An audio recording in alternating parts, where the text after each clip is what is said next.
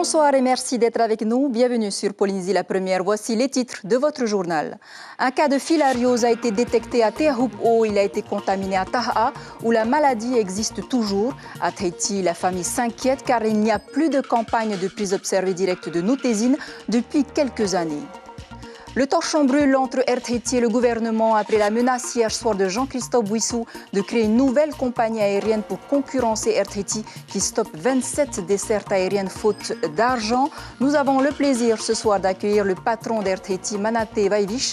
Il nous expliquera la stratégie de la compagnie pour les mois à venir. Bonsoir, on vous retrouve dans un instant.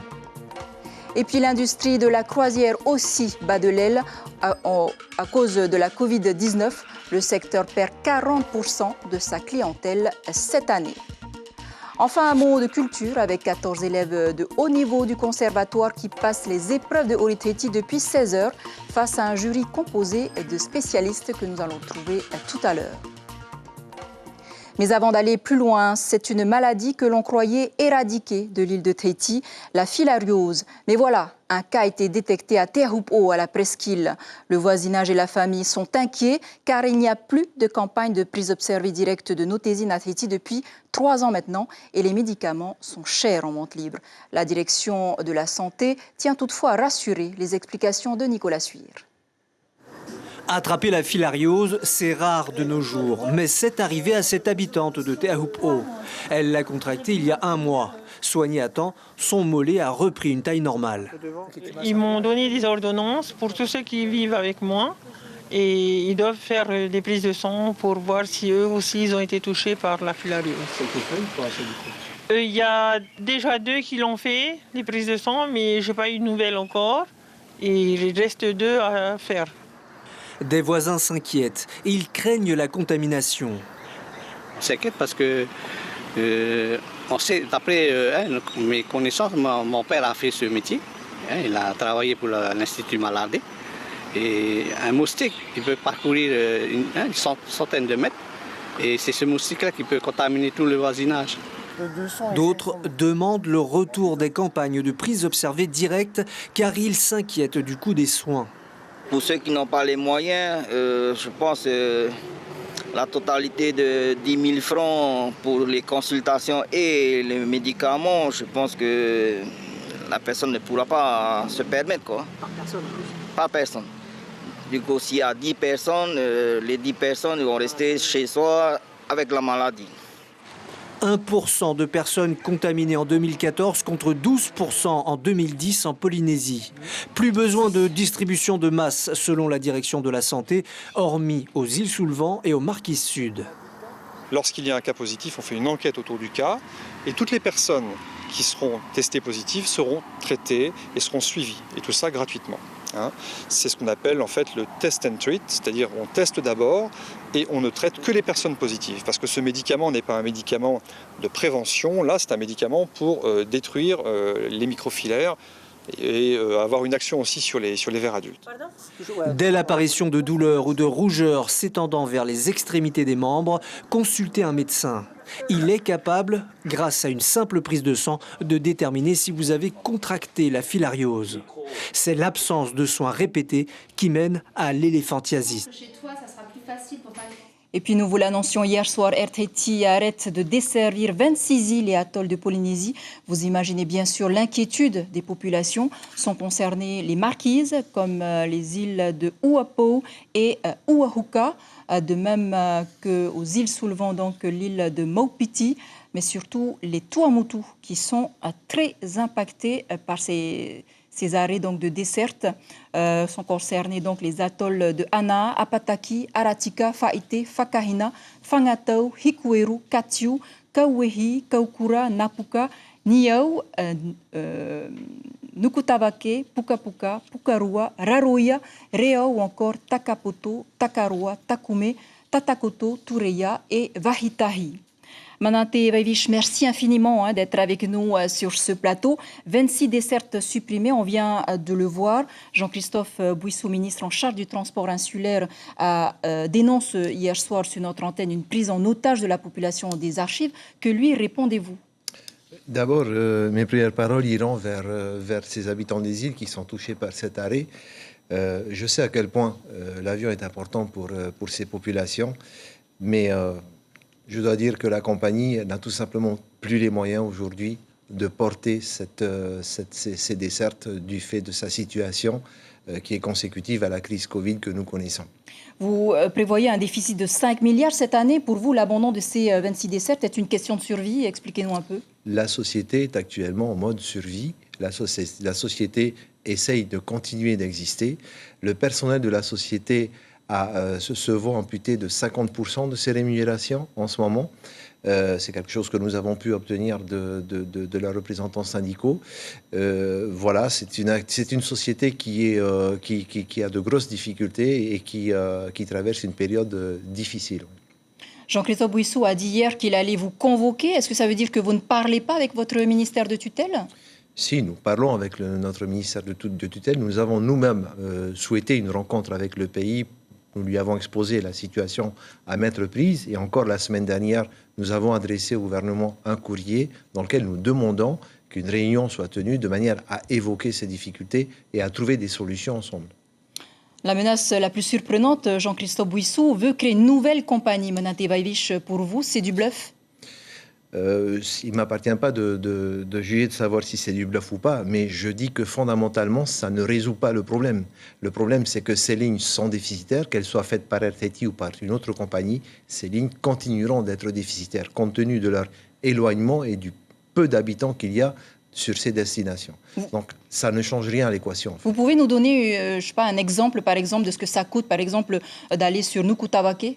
Alors, Nukutavake, j'ai pas le détail précis. Vous avez vu, nous desservons plus de 46 îles, donc je n'ai pas la comptabilité de lignes précise. Ce que je peux vous dire, c'est que le déficit généré par la desserte de l'ensemble de ces îles, côte à RTT, représente pour RTT 1,5 milliard par an. Le gouvernement demande d'ouvrir le capital d'RTT ou de procéder à son augmentation. Selon vous, c'est la solution ? Il ne m'appartient pas de répondre à cette question. C'est une question qui concerne les actionnaires de l'entreprise. Je suis en charge de la gestion de l'entreprise. Donc, ce sont deux sujets qui sont complètement différents. Il appartient aux actionnaires de décider ce qu'ils veulent faire et quel type de relation ils veulent avoir avec les actionnaires, d'autres actionnaires de la compagnie. Vous n'en avez pas discuté depuis Non, c'est un sujet qui devrait être évoqué si effectivement le ministre maintient sa position. C'est un sujet qui devrait être débattu en conseil d'administration. Alors, vous vous donnez 3 ans pour retrouver votre vitesse de croisière. Est-ce que c'est le temps aussi que vont devoir attendre les populations des archipels ? Nous espérons que non. D'abord, nous espérons pouvoir trouver avec le pays une solution immédiate parce qu'il faut comprendre qu'il y a des populations qui sont en souffrance. Il y a des entreprises qui sont arrêtées aujourd'hui. Une pensée particulière pour une île comme Mopiti, qui dépend exclusivement du tourisme. Là-bas, il y a des pensions de famille qui ne peuvent plus travailler aujourd'hui.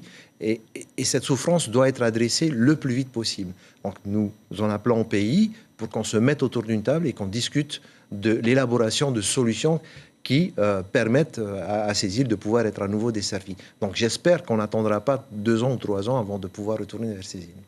Menate Vaivish, merci beaucoup d'avoir accepté notre invitation. On retiendra en tout cas que vous souhaitez absolument rencontrer également le pays pour résoudre donc ce problème. Elle aussi était en pleine croissance avant la Covid-19, l'industrie de la croisière. Premier secteur impacté le 12 mars dernier par les mesures sanitaires mises en place par le pays. C'était 1000 escales initialement prévues pour cette année 2020. Au final, il n'y en aura que 594. Les professionnels mis aujourd'hui sur la Polynésie en tant que destination safe. C'est le dossier de notre journal signé Natacha Silagi et Jérôme Lee. Il sera le premier navire de croisière à reprendre la mer parmi les 3 bateaux basés à plein temps en Polynésie française. Le Paul Gauguin et ses 12 000 passagers à l'année proposent 2 croisières au tarif résident. La compagnie du Ponant, propriétaire depuis 9 mois, parle d'un trimestre entier de perdu, mais ne compte pas s'en aller. On n'a pas du tout l'intention de quitter les eaux polynésiennes. On est justement un acteur engagé pour développer le tourisme avec des protocoles très stricts. Donc ça, c'est vraiment le plus important. Et on a mis 4 mois à les élaborer. Non, notre volonté est au contraire d'augmenter notre présence là-bas si, évidemment, les perspectives de tourisme s'ouvrent comme c'est le cas aujourd'hui. 40% de pertes estimées en 2020 pour le secteur. Un peu moins de 600 escales confirmées contre les 1000 prévues au départ. Le Pacific Princess a par exemple annulé 2 mois d'escale en octobre-novembre prochain. Des paquebots appelés tête de ligne, essentiels pour les petites îles. Sur les 16 milliards que rapporte la croisière, plus de 6 milliards vont manquer à l'appel. Dès le 12 mars, la croisière s'est arrêtée net avec des têtes de ligne qui sont arrêtées. Ça représentait plus de 15 000 personnes qui étaient sur les avions, qui ont dû s'arrêter du jour au lendemain. C'est tous les prestataires qui vivent de la croisière, qui font des tournées dans les îles sous le vent, dans les marquises. Donc ça a été très difficile. La reprise de la croisière, elle reprend en juillet, mais pour la croisière internationale, les compagnies n'ont toujours pas le droit de naviguer avant septembre. Donc on s'attend quand même à une année assez difficile jusqu'à janvier de l'année suivante. On estime la perte d'escale à peu près 40%. Sur les 299 500 visiteurs recensés en 2019, 108 000 étaient des croisiéristes. Seul petit rayon de soleil pour le secteur, l'arrivée d'un nouveau bateau de croisière grec qui sera basé à l'année en Polynésie, celui de la société Variety Cruise. Il sera là d'ici la fin de l'année.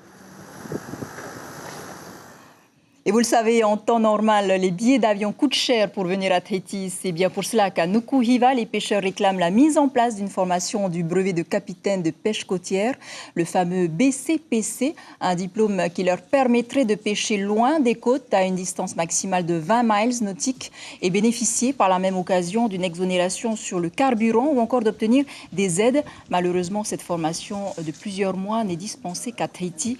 On écoute Matou Bono, pêcheur de Nuku Hiva. Il nous explique cette difficulté. Il est interrogé par notre correspondante Marie Curva. On a des difficultés justement à passer ces permis-là parce que soit on n'a pas le formateur qui descend, parce que bon, après si c'est nous qui allons nous déplacer c'est un peu plus cher, il faut rester là-bas un certain nombre de temps, 2 mois, plusieurs mois des fois. Et ça, les pêcheurs d'ici, on peut pas, on peut pas descendre à Tahiti tout simplement. Donc il faut que ce soit des formateurs qui descendent. Voilà un problème que rencontrent d'ailleurs les pêcheurs de toutes les îles et atolls éloignés de Tahiti. On ouvre à présent notre page consacrée aux élections municipales.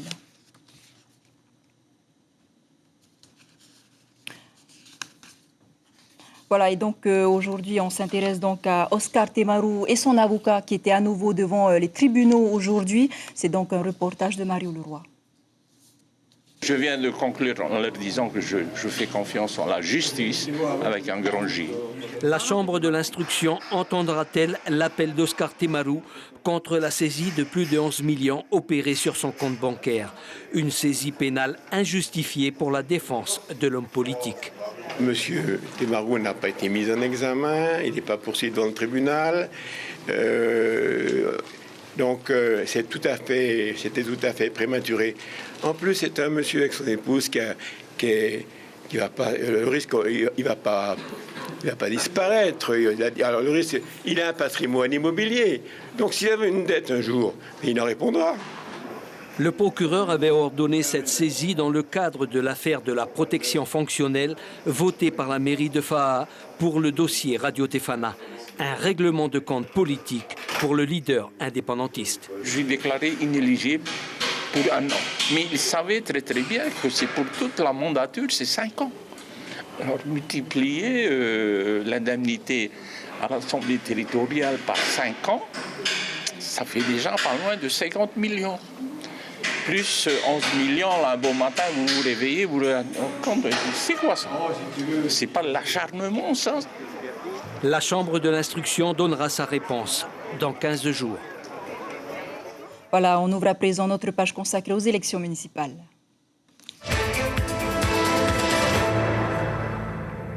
Et on s'intéresse ce soir aux listes à Papara. 4 listes sont en présence pour ce second tour. Je vous propose d'écouter 2 d'entre elles ce soir, celle de Béatrice Peirisage qui mène la liste Te Mataapi no Papara et celle de Ponia Punua à Here Ya Papara, représentée par son second de liste Ro'onui Fenuaiti. Ils sont au micro de Hiro Terurutua et Abinera Te Matahutua.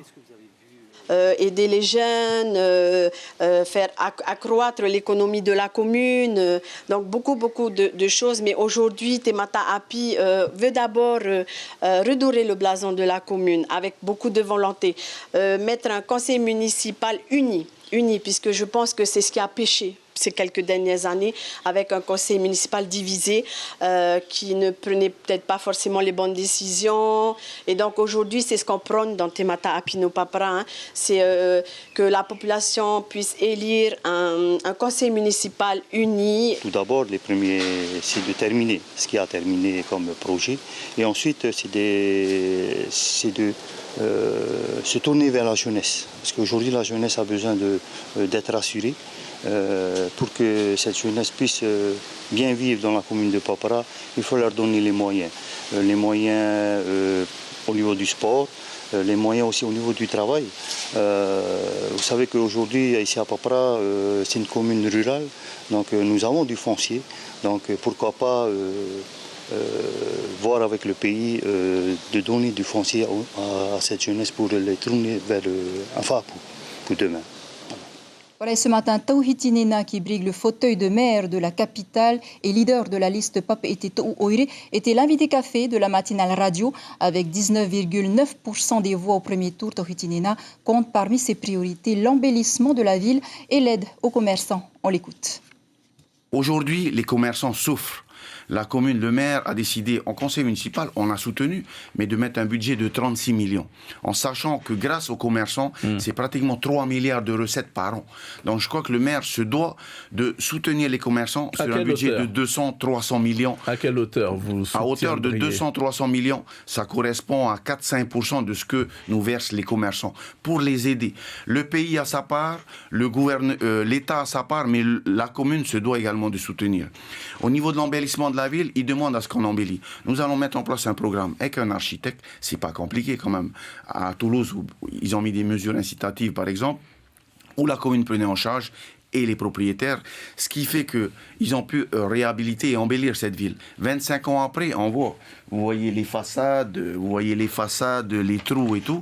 Donc je crois que je renforcerai l'équipe des services techniques pour agir tout de suite quand il faut restaurer des trottoirs et autres, mais surtout au niveau de l'embellissement avec les commerçants en travail. Et sachez que demain, Tepuano Isno, candidat à Roué, sera l'invité café de votre matinale radio. Et c'est ainsi que se referme cette page sur les élections municipales.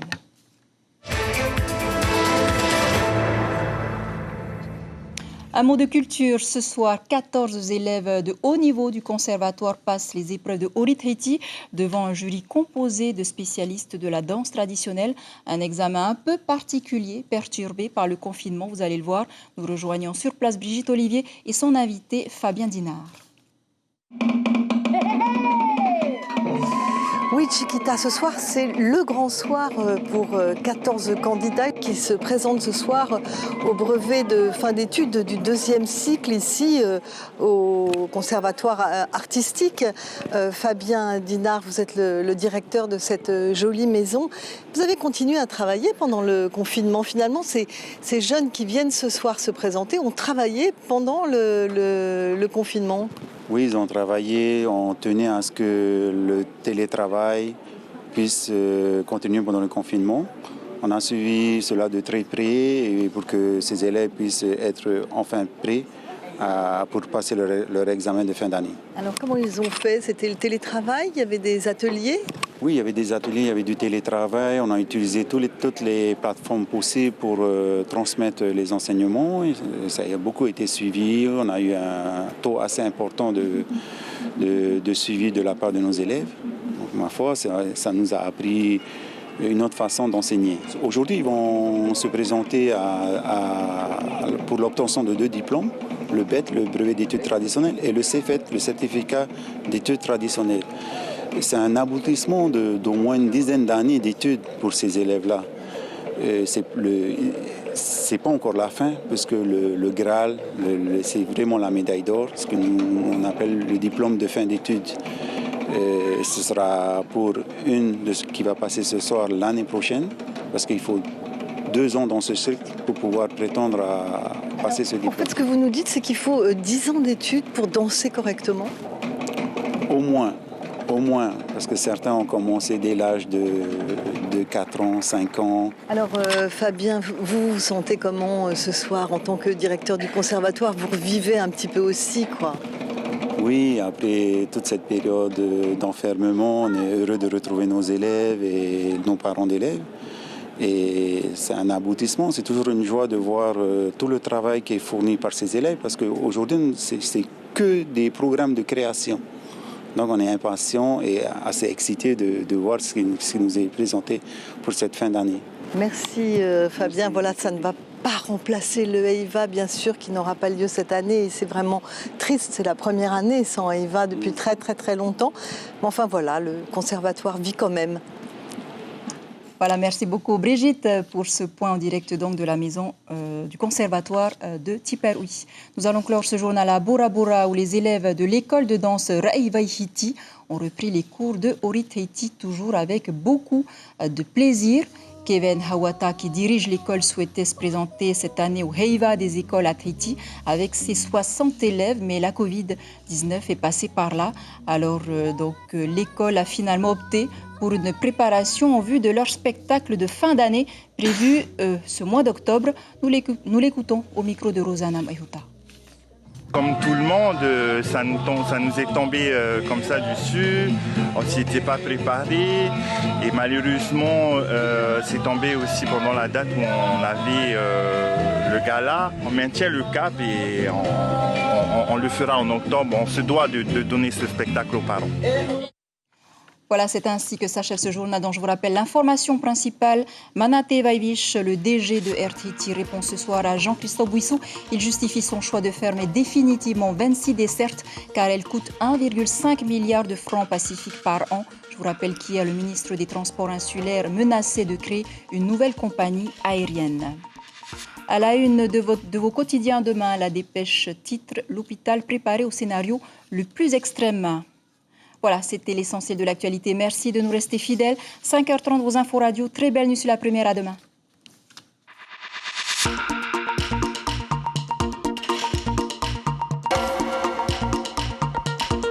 Retrouvez notre journal en replay sur notre site internet.